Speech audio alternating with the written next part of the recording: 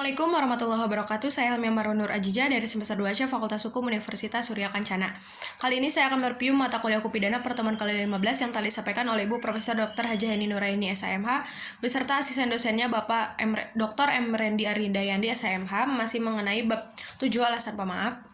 Daya paksa diatur dalam pasal 48 KUHP, tetapi tidak memberikan pengertian. Karena itu harus dicari dalam MVT yang menjelaskan bahwa daya paksa adalah setiap kekuatan, setiap paksaan, setiap tekanan yang tidak dapat ditahan. Dalam doktrin daya paksa dibedakan dalam satu daya paksa absolut, yang kedua ada daya paksa relatif. Daya paksa dibagi menjadi 3 bentuk, yaitu satu pertentangan antara dua kepentingan hukum, yang kedua pertentangan antara kepentingan hukum dengan kewajiban hukum, yang ketiga ada pertentangan antara dua kewajiban hukum.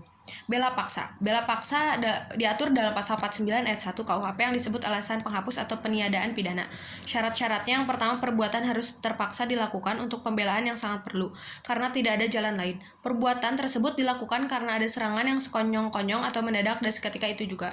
Pembelaan itu hanya dapat dilakukan untuk kepentingan hukum yang ditentukan secara limitatif, yaitu diri sendiri atau orang lain, kehormatan kesusilaan sendiri atau orang lain, harta benda sendiri atau orang lain.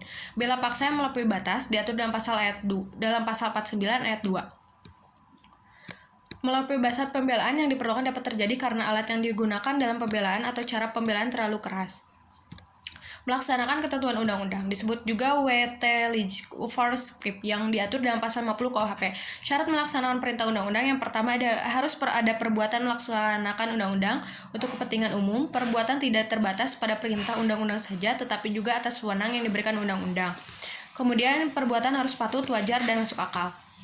Melaksanakan perintah jabatan disebut juga ambachtlich bevel yang dibedakan dalam 2, melaksanakan perintah jabatan yang sah pasal 51 ayat 1 KUHP.